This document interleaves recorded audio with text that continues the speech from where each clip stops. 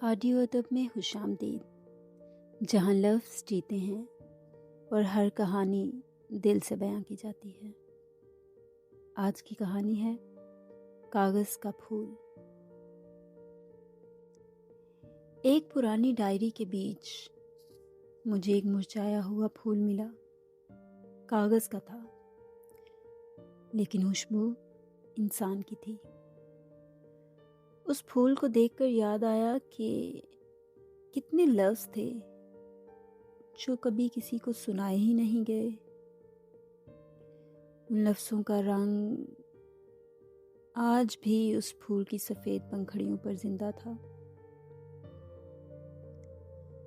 شاید ہر انسان اپنی زندگی میں ایک کاغذ کا پھول رکھتا ہے، ایک یاد، ایک خوبصورت غلط فہمی۔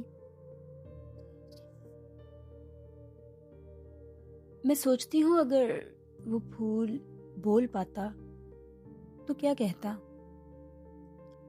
شاید یہ کہتا کہ میں زندہ ہوں، مگر مجھے پانی مت دینا، میں کاغذ کا پھول ہوں، صرف یادوں سے جیتا ہوں۔ وقت بدلتا گیا اور میں بھی، لیکن جب بھی اس پھول کو ہاتھ لگاتی ہوں تو لگتا ہے جیسے ہر مکمل چیز ایک ادھوری کہانی کے ساتھ آتی ہے۔ شاید زندگی بھی ایک ایسی ہی کتاب ہے